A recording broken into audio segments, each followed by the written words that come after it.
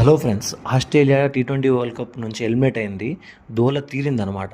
ఎందుకంటే last time వాళ్ళు world cup గెలిచినప్పుడు మార్చ్ ఆ వరల్డ్ కప్ మీద 2 కాళ్ళు పెట్టి నా కాళ్ళ కింద ఈ కప్ అన్నట్లుగా ప్రవర్తించాడు. ఇప్పుడు అదే ఆస్ట్రేలియా లీగ్ స్టేజ్లోనే ఎలిమినేట్ అయిపోయింది. ఒక విధంగా మనం ఏదైనా ప్రొఫెషన్లో ఉన్నప్పుడు ఖచ్చితంగా దానికి ఒక రెస్పెక్ట్ ఇవ్వాలి. తను ఎంత మంచి ప్లేయర్ అయినా కానీ ఆ రెస్పెక్ట్ ఇవ్వలేదు. ఇవ్వకపోవడం వల్ల కూడా కర్మ అనేది ఒకటి ఉండి ఇలా జరిగింది అనుకోవచ్చు. అంటే కర్మ ఒకటేనా అంటే ఇది ఒకటే కాదు. వన్ మోర్ థింగ్ ఏంటంటే వాళ్ళ బౌలింగ్ అనేది చాలా వీక్గా ఉంది. మనం ఆ స్టార్టింగ్ ఎనాలిసిస్లో ఆల్రెడీ మాట్లాడుకున్నాం. వాళ్ళ బౌలింగ్ చాలా వీక్గా ఉంది. ప్యాట్ కమిన్స్ లేడు అండ్ హెజ్లీవుడ్ కూడా లేడు.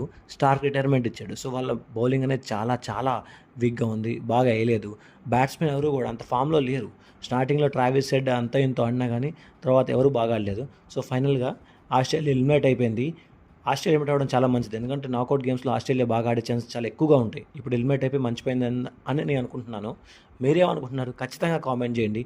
నా అనాలిసిస్ నచ్చితే లైక్ చేయండి, షేర్ చేయండి, సబ్స్క్రైబ్ చేయండి. జై భారత్.